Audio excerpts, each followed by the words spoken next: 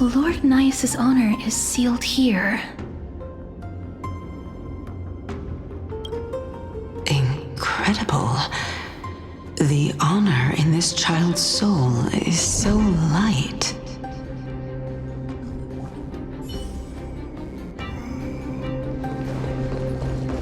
Nikador's courage is a testament that they have never once retreated from a battle. I've heard that these words are still engraved in Castrum Kremnos even today. It didn't occur to me that they were actually part of an alchemical formula.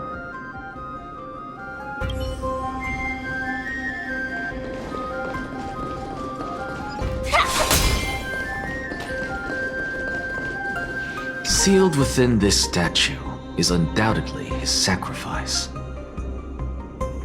They use their own body as our city walls, keeping out and protecting us from the pervasive spread of madness.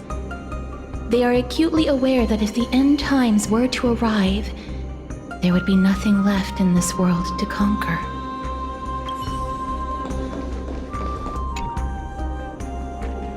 Honor, courage, tenacity, sacrifice. And finally, the only thing that remains is reason. Cheer up, young lady. There is no need to shed tears over a glorious death. All farewells in this world are sorrowful, Lord Nias. No, young lady. As a warrior, I have witnessed too many bitter deaths. But now, all I feel is peace. I did not know until this moment that mortals could live their lives in such a way. Although only a sliver of your soul remains, you remain so optimistic. Or maybe the truth is that you aren't able to feel sorrow anymore. To be honest, I don't know either. But I am certain of one thing. This is not an acceptance of death nor apathy toward it. It's not even a feeling of despair. I am just enjoying what remains of my life to the fullest. Enjoying? Indeed. Along this journey that we've taken together, not only have I changed the world, I myself have also changed in the process. And now I have reached the journey's end. When I look back and see the grand epic that I've personally written, how could I not revel in that fact? But when you depart the mortal realm, won't all of your accomplishments be reduced to nothing? Separation and death are two sides of the same coin. Reconciling this doesn't come easily for a mortal.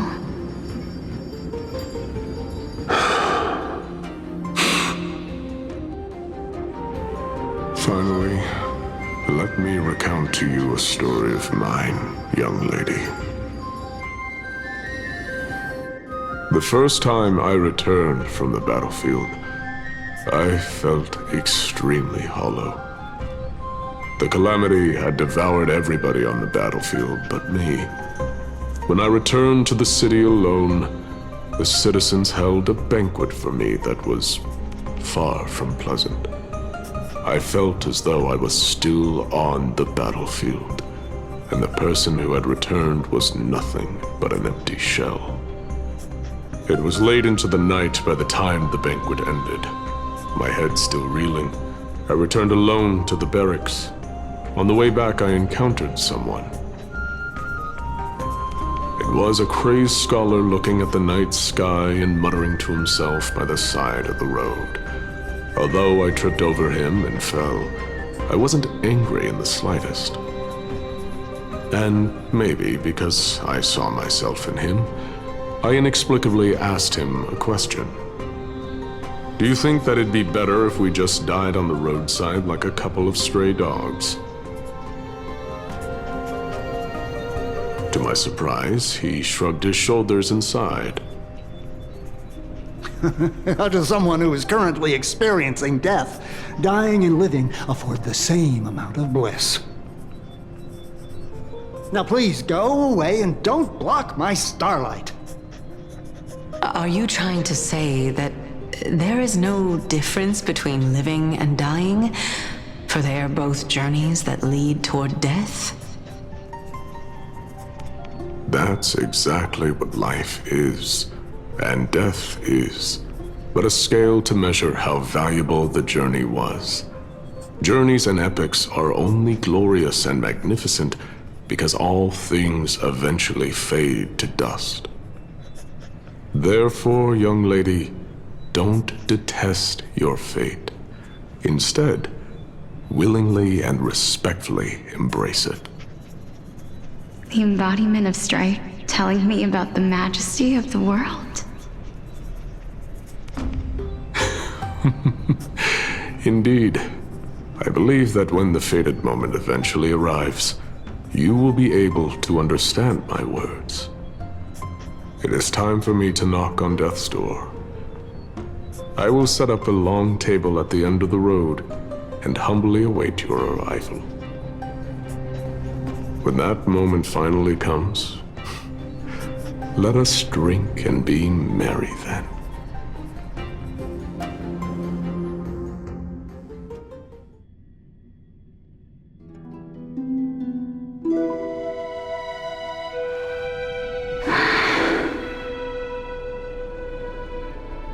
I knew this day would eventually come.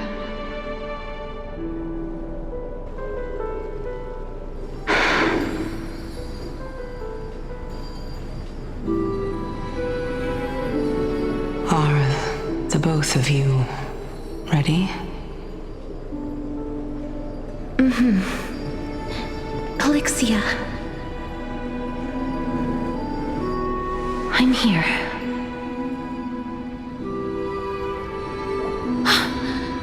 What? This... This is quite interesting indeed. Is this... Polixia's sister? Is it... me? Now, it's time for us to fulfill our promises.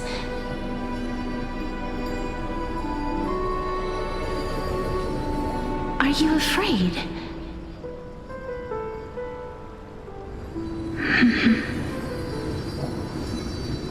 What are you afraid of? That I won't be able to do it.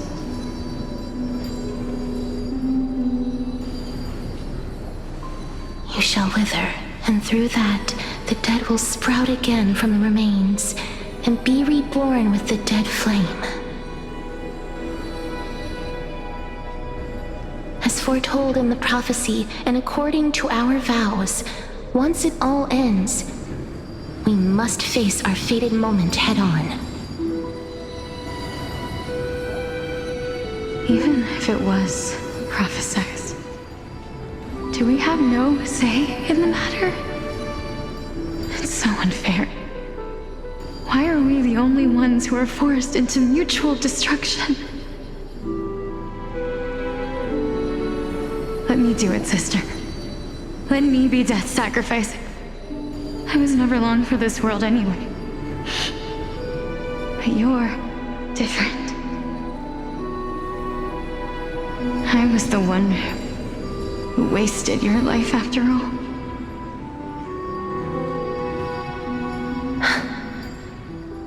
You're wrong, Polixia.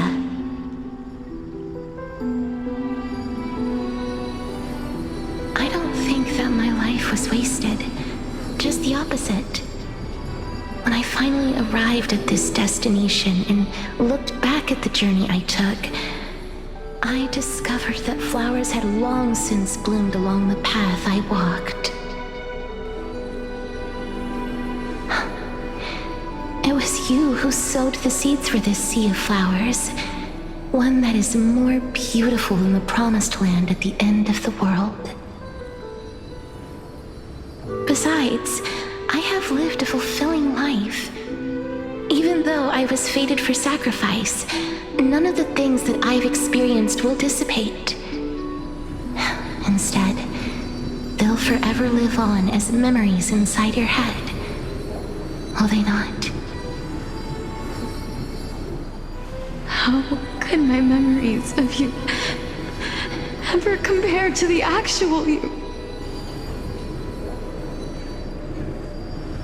Well then, tell me. What exactly are we?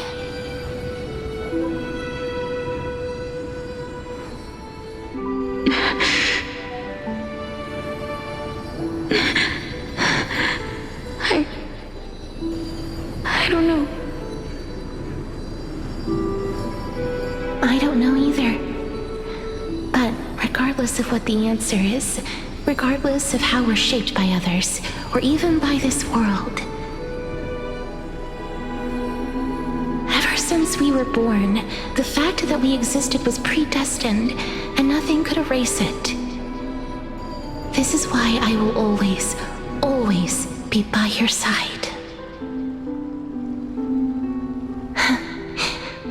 We're twins, after all.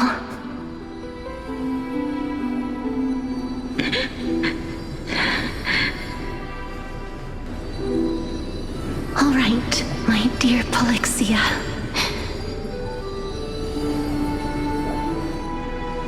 It's time to extract my heart and light the flame of death. After that, use it to plant the first bud in the prophesied new world.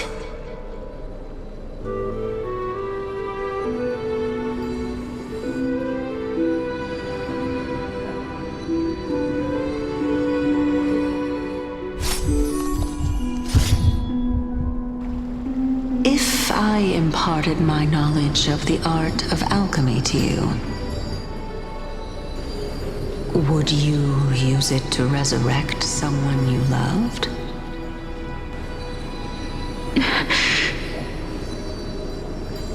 Death is inevitable. In the days to come, I am certain that someone whom I cherish deeply will leave me for good.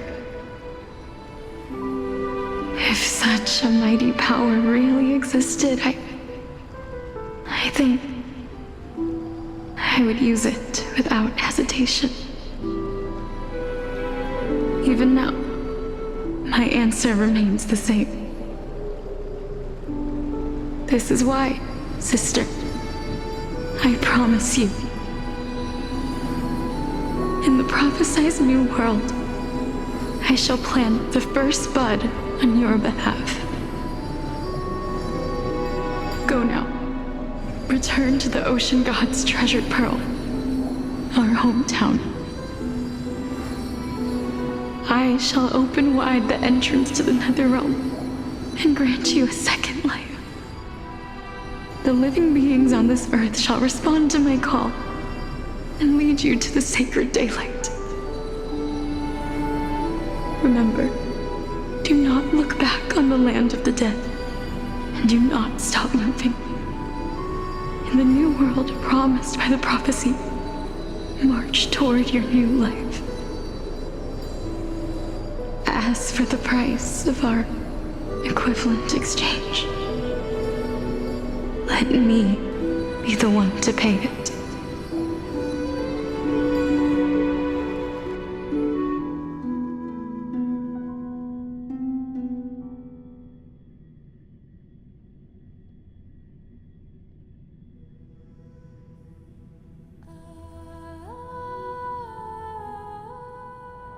Everybody, we've come to the end. Unfortunately, I am not compatible with the Supreme Being, so I was unable to completely fuse their soul into my own body. However, being able to glean all this from them is exciting enough. I'm certain of this now. Before the Titans that we are well acquainted with were born, a group of heroes roamed the land.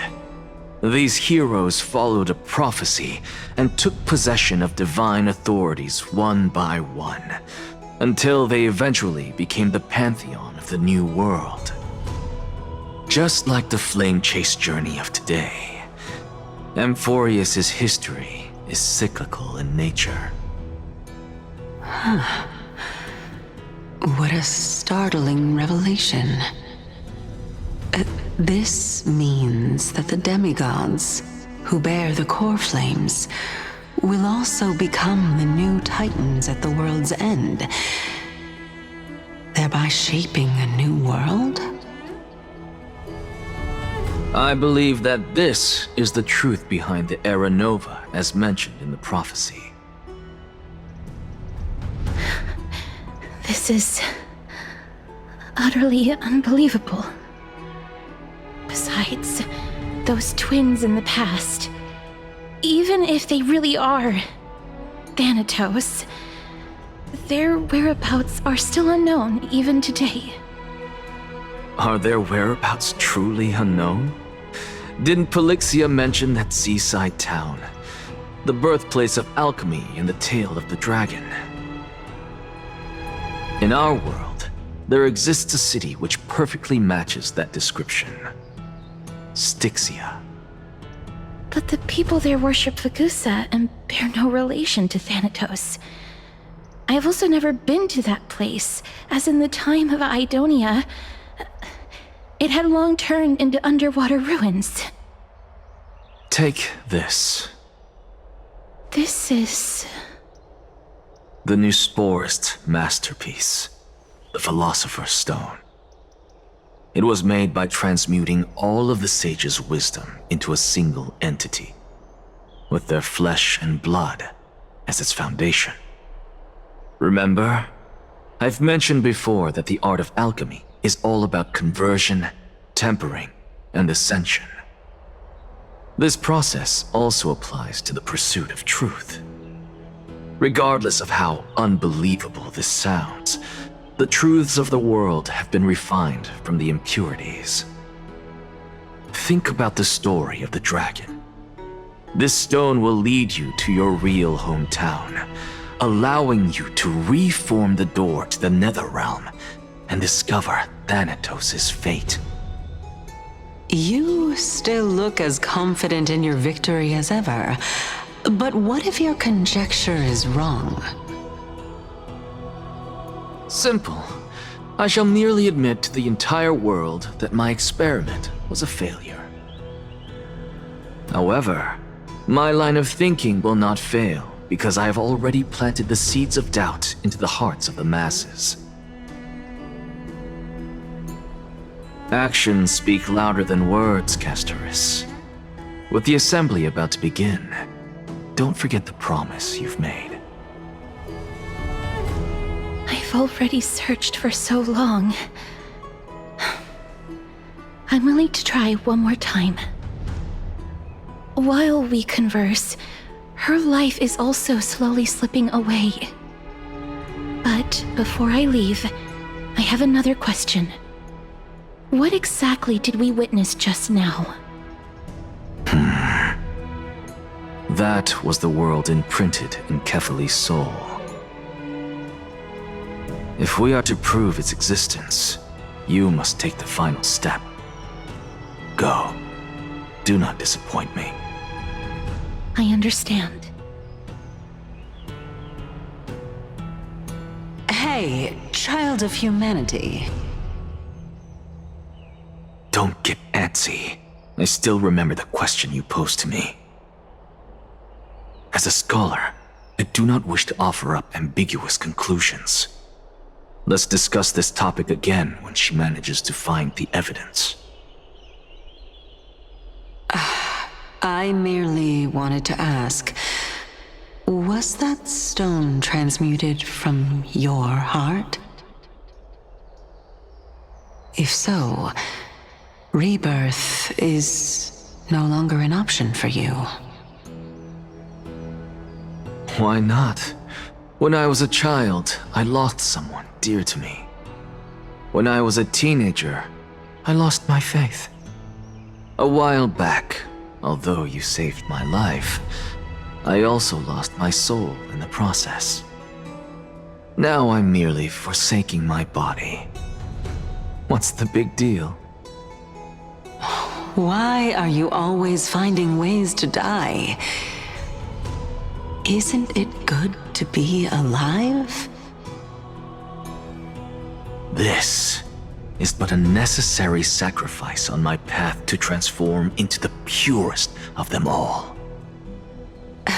Can someone who's dead even claim to be the purest of them all?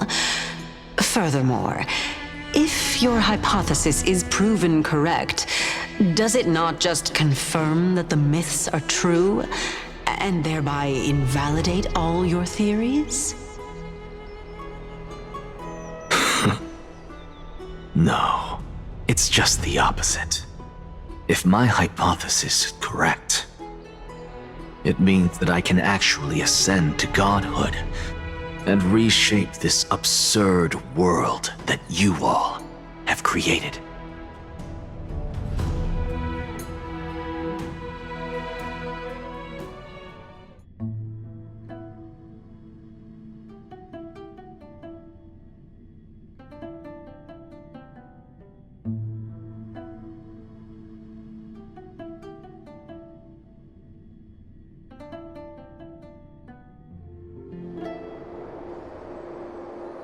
That's a lot to take in at once.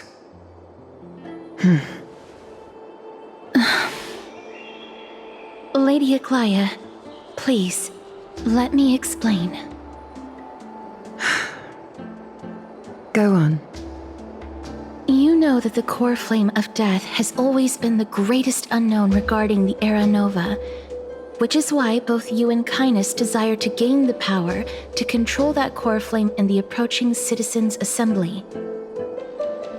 Professor Anaxa has come to a consensus with Kindness. They want to suspend the trial once Thanatos' core flame is reclaimed, hoping thus to eradicate death from this world. If they're successful, then the flame chase journey will cease, and Akama can enjoy everlasting peace.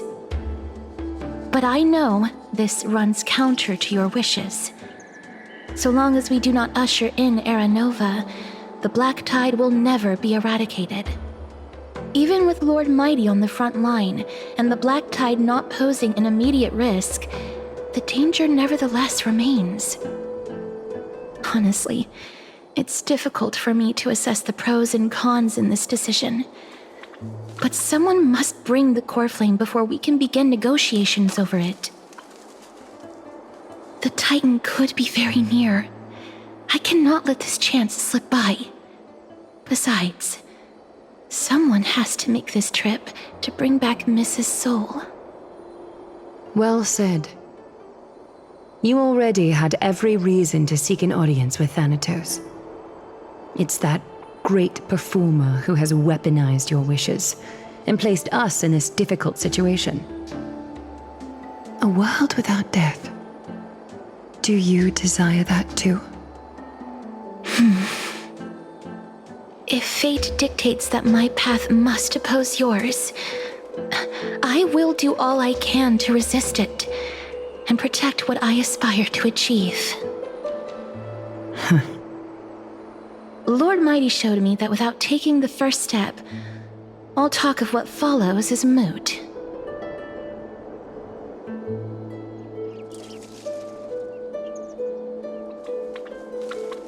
I am not going to punish her for that. I have always hoped to hear you speak your mind, Cass, and I am glad to have heard your true thoughts. Styxia. I visited that place in the past. Though it is now an island surrounded by the river of Soul's torrents, it's not hard to see its former splendor. Go. I will not stand in your way. As for you, you are someone who has cheated death. I believe you have more than enough reason to make the trip with Casterus and meet the god of death himself.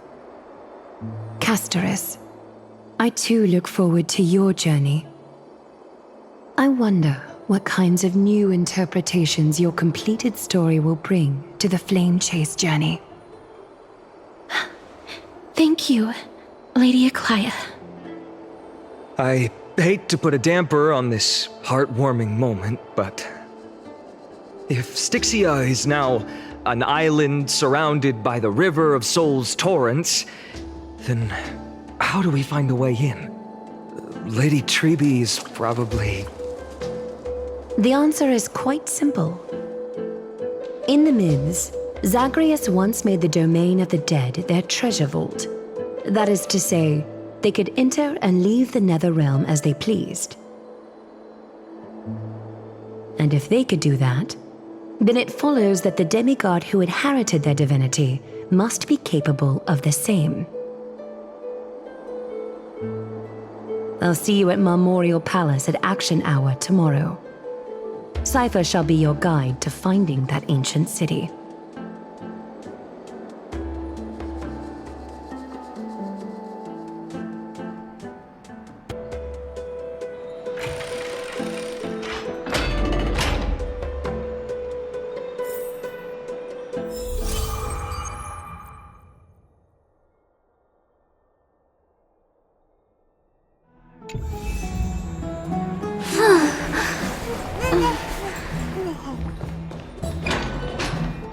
Hey, friend! Is the debate finally over?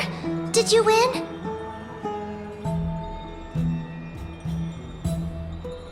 What a glorious defeat! You sure know how to look on the bright side. Well, moving on. I was hard at work even while you were at the debate. I borrowed a mountain of books from Cass to see if I could find a way to solve your problem. Let's see. I still have... only 32 books to go. Really? Oh, that's fantastic news. I knew it. Hard work always pays off. Especially if you're as diligent as Ma'am. I feel like a huge burden has finally been lifted off my shoulders. Why are my eyelids so heavy all of a sudden?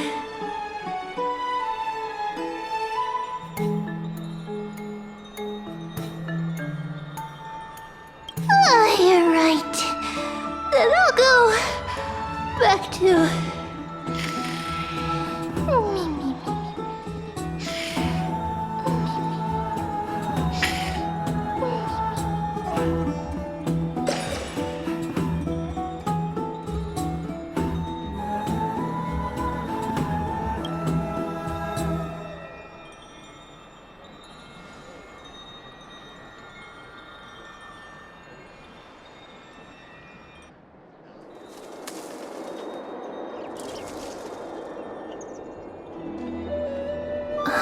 Cass? What a surprise. Lady Trebe... Is something troubling you? I just wanted to speak to Lady Trian for a bit before I set off. No matter how breathtakingly beautiful Styxia once was, the place is now the domain of the departed. There is no telling what we'll encounter there. I don't want to have any regrets. Has anyone told you that your eyes are sparkling today? Is that a figure of speech? In the past, when you did smile once in a while, all of us could see that your heart remained troubled even as you smiled. Lady Trebe, you know perfectly well that see you tomorrow is nothing but a white lie. I hope your toughness is not a mask hiding a lonely heart. Cass, you hardly ever talked of your past. None of us knows what you went through, apart from Maggie. But we know it must have been filled with pain and hardships, as it is the fate every Chrysosaur is destined to live out. We are just happy for you that the core flame you're meant to inherit has finally surfaced. Isn't it a little too soon to say that? But you already know where tomorrow is, don't you? There is no need to rely on anyone else. Just give it your all and leave no regrets. We have always believed that your embrace is just as warm as everyone else's. Because we embrace others to comfort them. And Cass, you're the kindest Chrysosaur we know. Thank you, Lady Treby. This feeling... it's hard to put into words. I suddenly found myself with so many wishes. So much I want to accomplish before setting off. Then go do it, Cass. Trian was actually working on a surprise gift for you. It's a pity she didn't get to finish it. But now Trinan and I are working on it, and we'll make sure to give it to you. So, let's meet back here when you return from Styxia. Safe travels. See you tomorrow!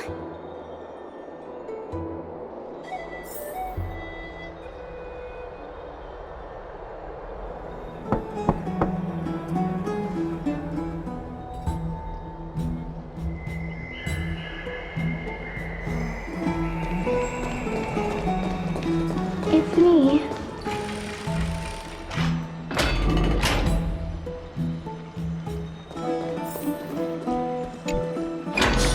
I hope I didn't wake you.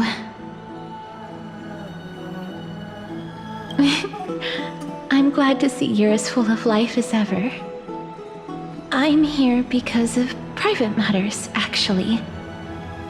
If it isn't too much to ask, I'd really like it if you could come along with me to retrieve something.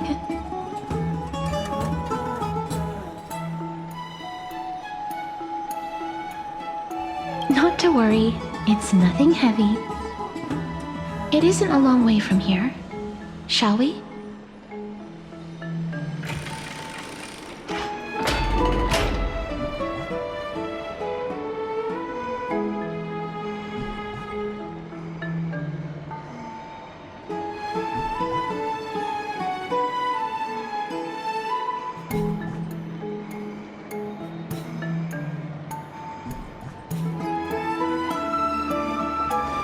Love to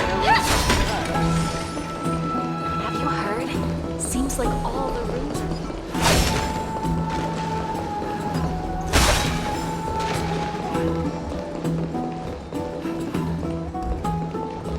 Faith can dispel the black tide. The streets are packed. It seems the vote to pause the flame chase journey has begun. I want to vote! Tell me how I can vote! Take your ceramic shard, engraved with the Kephili rune, select the Council of Elders in your heart, and pray silently until the shard registers your choice. Then toss it into the Dolium. The Council of Elders? More like the Council of Buffoons! The Black Tide took my hometown long ago! Who are they kidding with bringing back Erechrysia? It's all a sham to create their own Erechrysia in Akama! The Titans are just. So long as we do not overstep our bounds again, we will not incur divine wrath. Oh, please. The time when these deranged Titans should have vacated their spot to the demigods is long overdue. You'll see soon enough, you old fogey. And I pray that Talanton smacks some sense into you with their scales. We shall see how this turns out. That was quite a spectacle.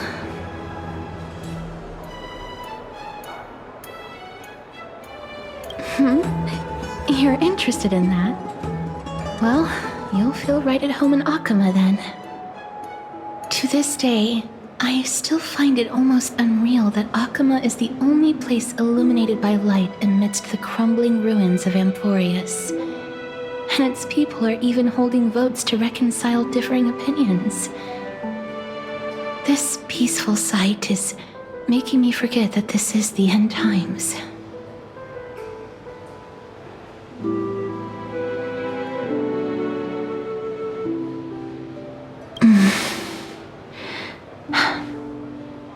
Before coming here, I had lived for many years in Idonia, a city of rime and frost. The people there were devotees of Thanatos, and were well known for their unique burial rites and traditions. Traditions that I played a major role in.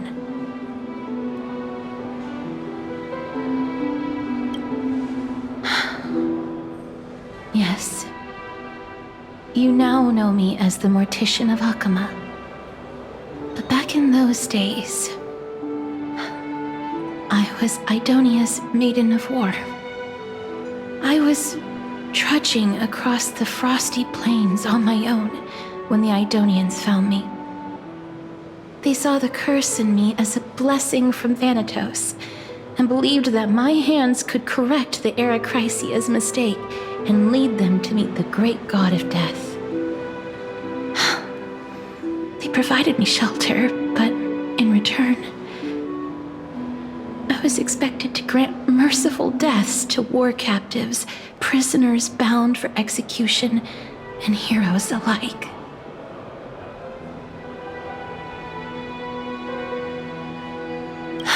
Yes. No matter how kind or cruel the means, nothing can change the essence of death. Taking away someone's life is never worthy of religious worship.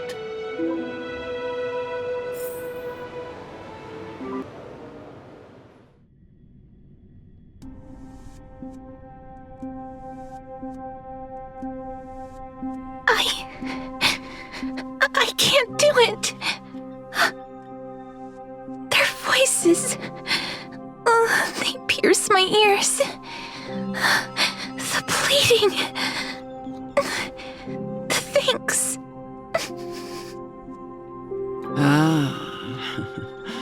I know that feeling, child. I was once as lost as you are now. But you must respect those walking towards death, just like how you should respect yourself as the Holy Maiden granting humans glory and liberation.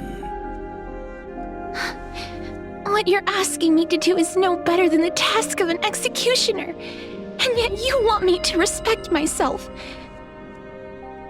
No matter the titles, I am still taking away human lives. This won't be the first time that Idonia's fanatical nether warriors have faced death.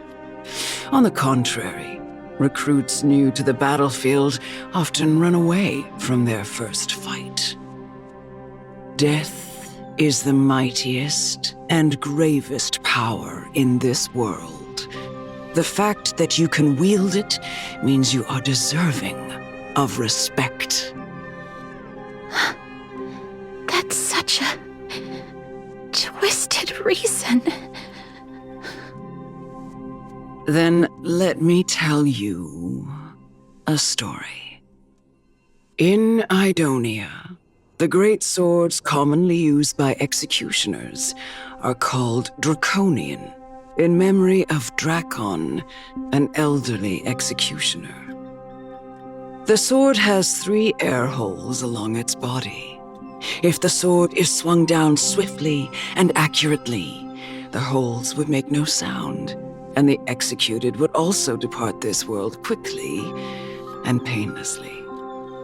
But should the executioner have any hesitation, the holes would produce a piercing whistle. On that cue, the screams of the executed are sure to follow. Every executioner after Dracon is to hone their sword skills every day in preparation of future executions. Every swing of their blade must be more resolute than the last, for failing to do so will bring pain. Pain for the dying, as well as pain for themselves. No. I can never get used to this. You misunderstand, child. I am not telling you to get used to it. I'm asking you to consider the source of the dead's suffering and use that knowledge to fortify your future touches with more and more determination. Go, walk with the dead and love them as you love life. Then you'll no longer hear those noises.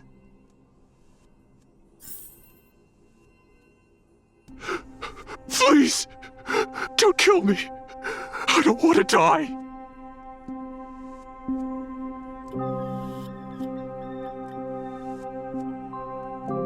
This is your duty. Remember, consider the source of the dead's suffering, then give them the respect they deserve. Thank you. I beg you, don't listen to her. If you cannot learn to accept death, then Idonia has no place for you. This is your last chance. Do it. No! Please! I don't want to die! Please! I'm begging you! No!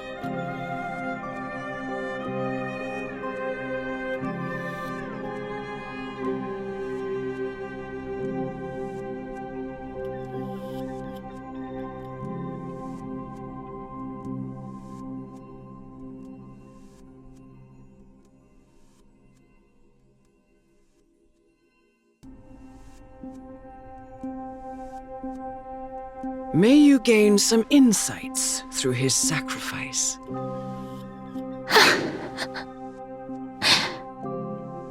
Is this all? No. Come with me. This is just the beginning of your life as the Maiden of War. You executioner!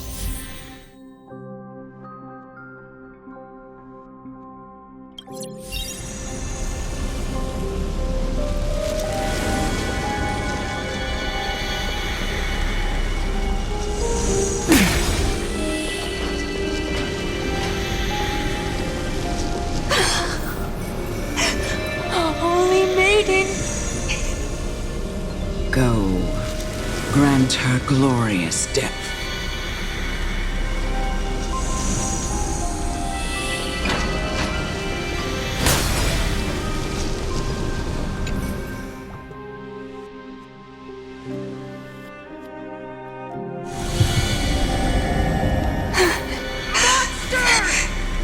Thank you.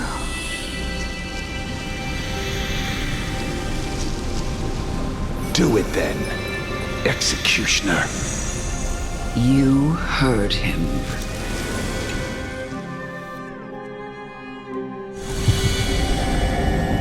I curse you to live in eternal pain.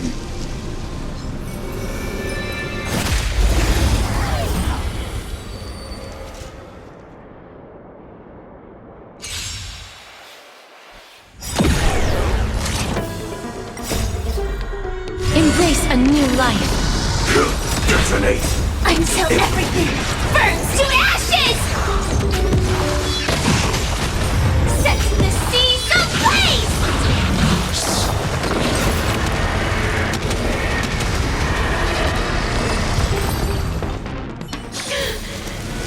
Why?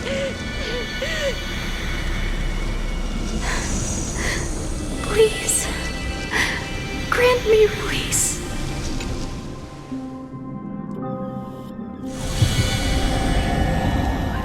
When will this ever end?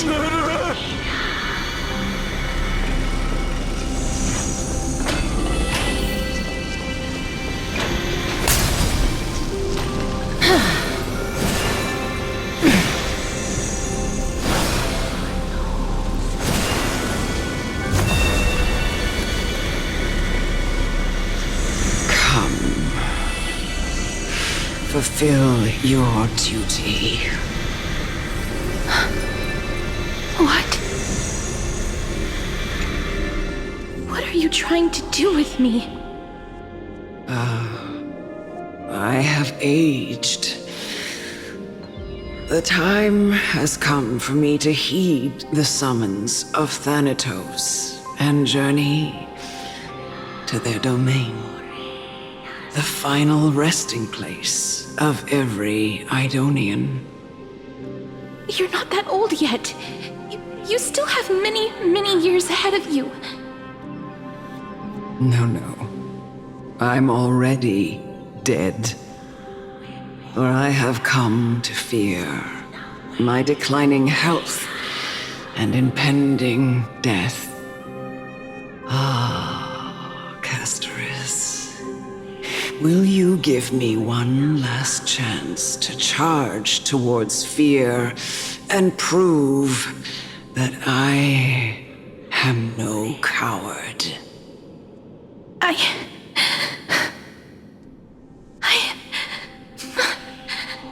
can't take this anymore!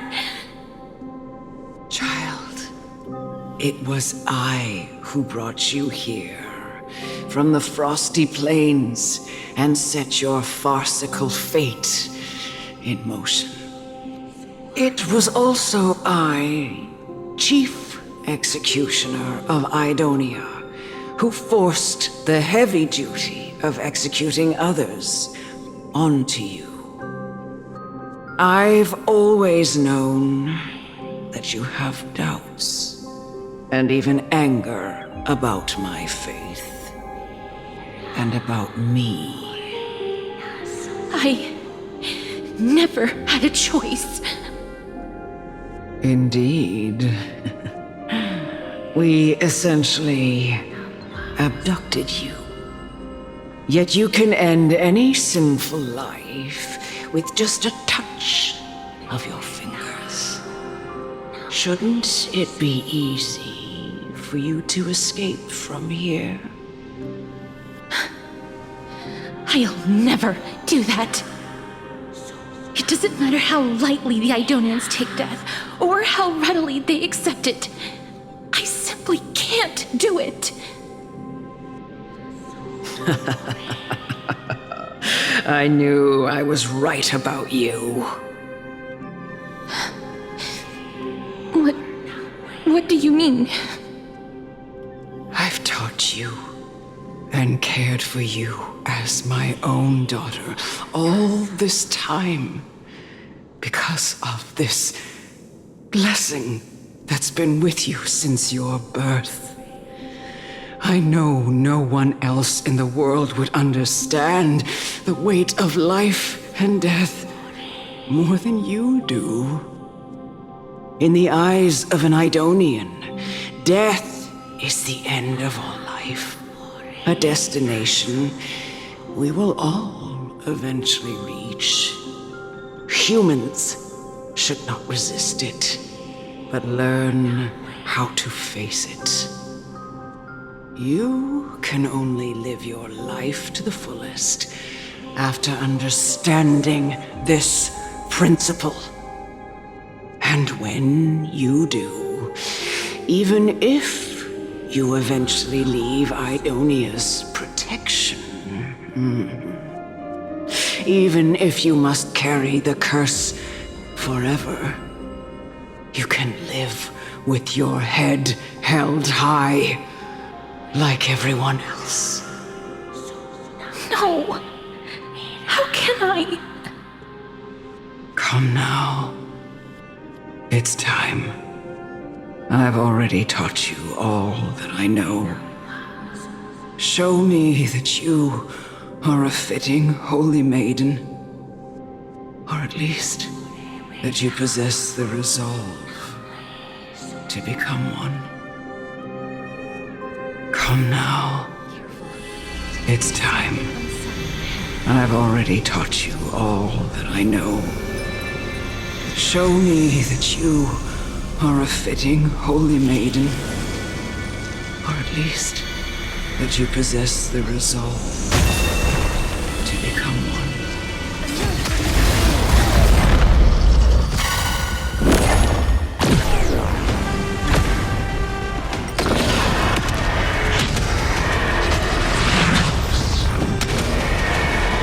May death protect us!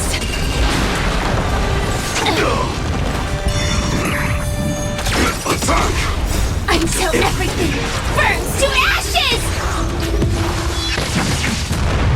Root here. Be a pure body and mind rotate and creeping! Make Jutsu secret technique dazzling obliteration! Leave! Fight to live!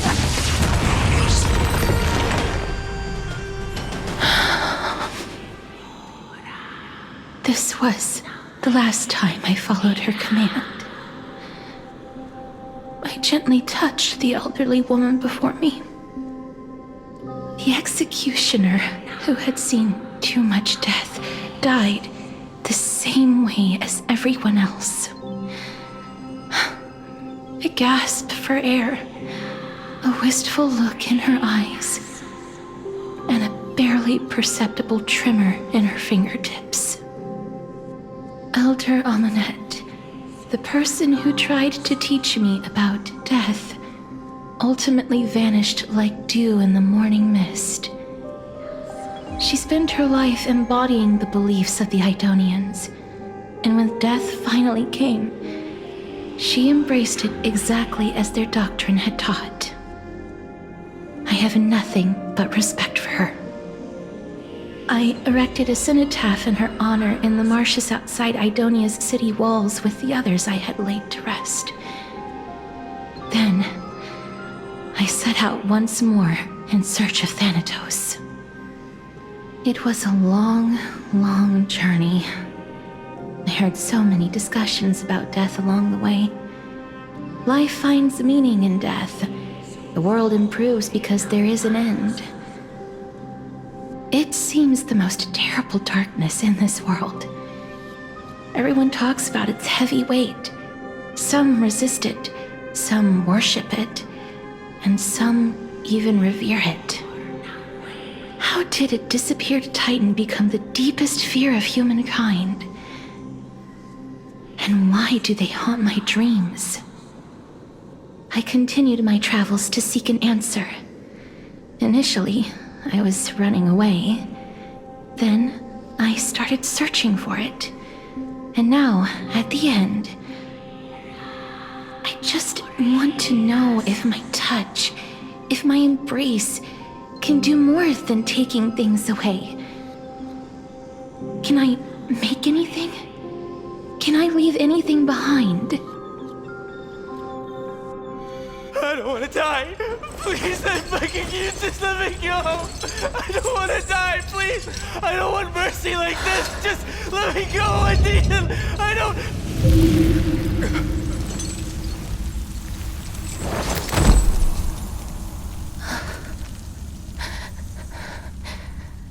I hate these icy hands.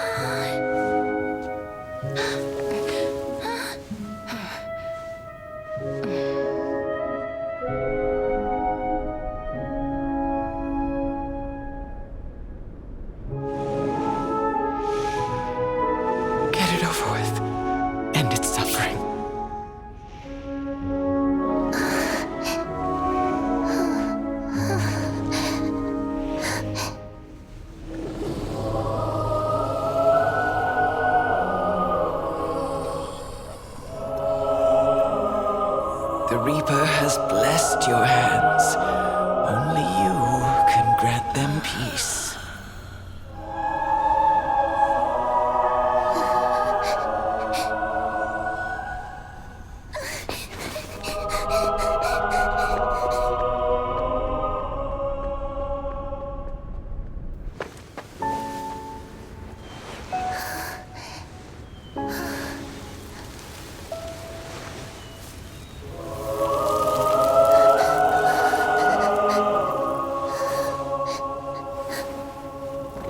Embrace death.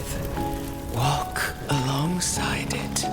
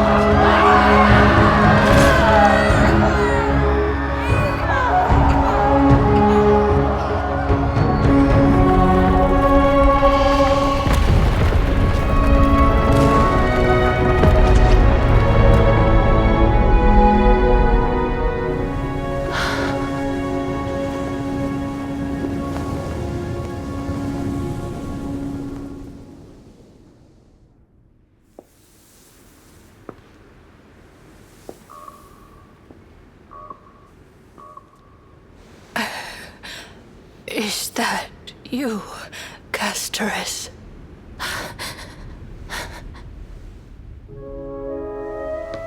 All of them have gone, heeding death's summon, crossing into their domain. I must go too. I don't fear it, just I have some regrets. Watching people leave this world again and again, it must be lonely for you. You must want to desperately embrace them before they go. I can't.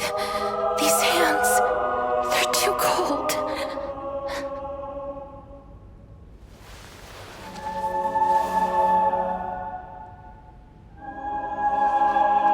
But Big Sister Castoris, your hands are so warm, just like anyone else's.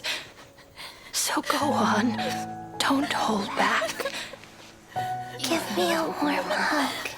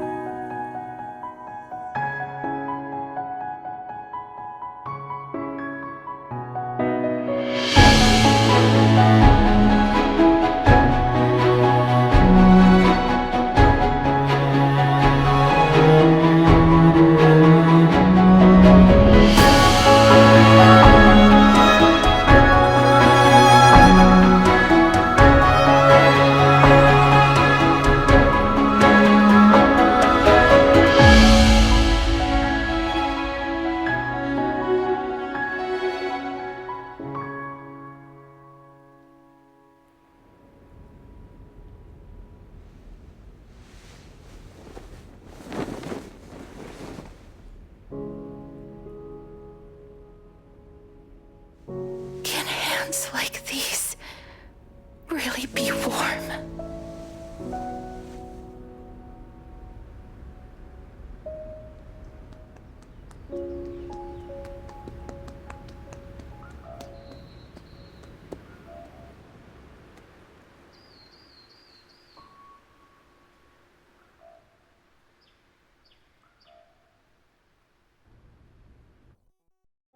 On the day that Onyx's trial ended, you must have had many questions. I felt just as confused. Why, as someone from beyond the sky, were you so cruelly dragged into Amphorius's fate?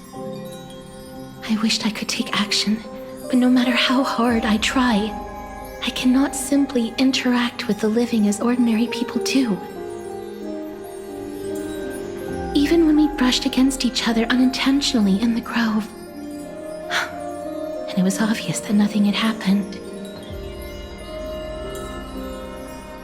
When an almost unattainable hope finally welled up in my heart. When I thought that perhaps my touch would no longer bring sorrow,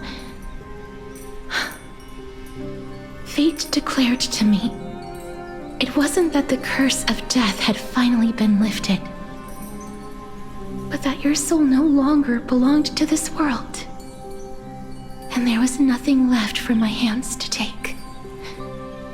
Nothing. And did I really think this time would be any different? It's not that I don't understand this reality, just that I'm unwilling to accept it. Having walked such a long road, I am still unable to find the answer to life and death. I am resigned to eternal despair. Anything I wish to hold on to, death will inevitably wrest from my grasp. From that moment on, I lacked the courage to confirm it again. Until Onyx laid bare the cruel truth before us.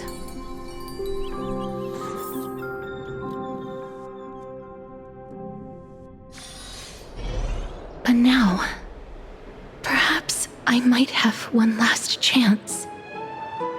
Long ago, Trinan read a prophecy to me.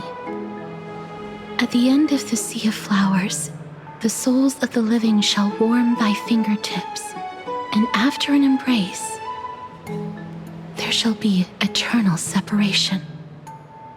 I found no surprise in it, for her words sounded not like a foretelling, but a perfect reflection of my past. Embraces in this world are born of reunions, yet my touch speaks only of farewells. In that moment, I had no doubt that this destiny would weave itself through the entirety of my life. And yet, things have taken a turn for the better. Now that I can finally have an audience with Thanatos, perhaps I can rewrite the meaning of that fated prophecy. I have no reason not to give it my all. For your sake, and for my own.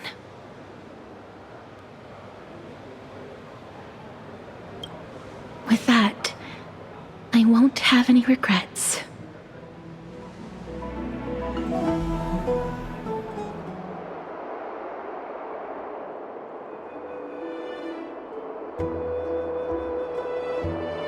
Let's put that aside for the moment. We've arrived. I want to retrieve a small gift I specially prepared for you. I made it myself, like the trinket I gave Lady Trianne. I want to leave something for everyone, if possible.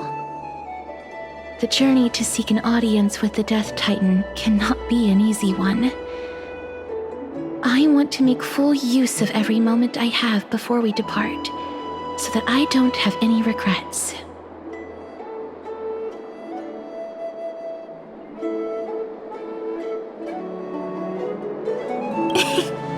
No, it isn't. You'll know when you see it. Look, it's right there.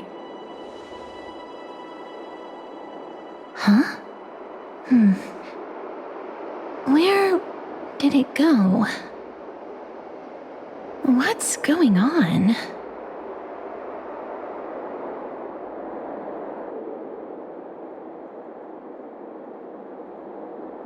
I am not some corrupt grown-up. What's this?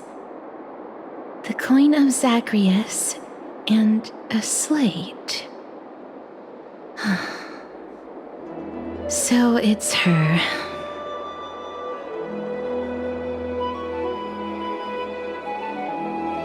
No doubt about it. This is her favorite symbol.